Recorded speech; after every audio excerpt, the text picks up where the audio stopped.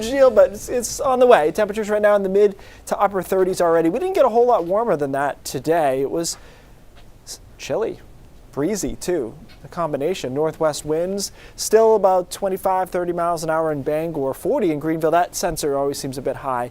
But we had gusts 35 miles an hour consistently through the day in a lot of spots, starting to settle down a bit, but that made it feel a lot colder than it was. Here's our storm system. It is not a nor'easter, it's not a coastal low or anything like that, but it's a decent little warm front here, and it stretches back into Alpena, Michigan. And this front end warm front thump, it's a lot of words put together, is what we're going to be dealing with early tomorrow morning, what will give us our initial burst of snow. That'll be able to happen because it's cold enough.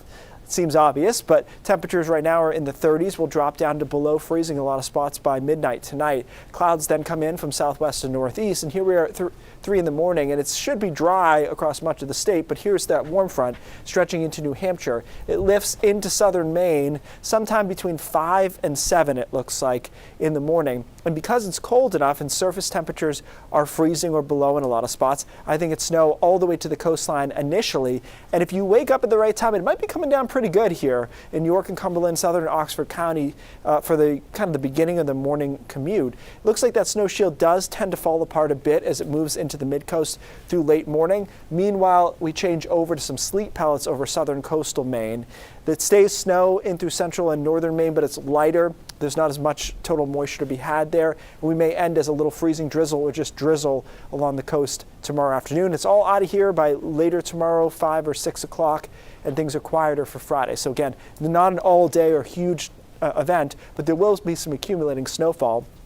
Looks like coatings along the coastline, but again, it would probably be a pretty dramatic coating, so don't be shocked by that. Around an inch in the light blue, that's where I think it could accumulate on the roadways, in the light blue area, and certainly the darker blue, which is back towards Freiburg, 1 to 3 inches. Berlin, New Hampshire, North Conway, down to about the southern end of Winnipesaukee is where we could see up to 3 inches of snow. After that system moves through, high pressure builds in, and it's quiet and cool for the weekend.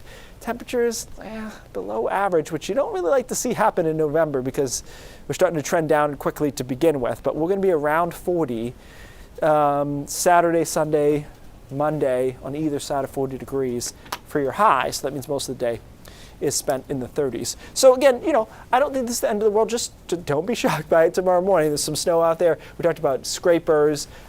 Most of us won't need a shovel, but brushes and just things that you've buried in your mind up until now. And buried in your trunk. Yeah, wherever it is. I usually put mine in my garage, but just something for tomorrow morning to be aware of, and after that we'll melt it probably by the next day or so. Sounds good. Thanks, Keith.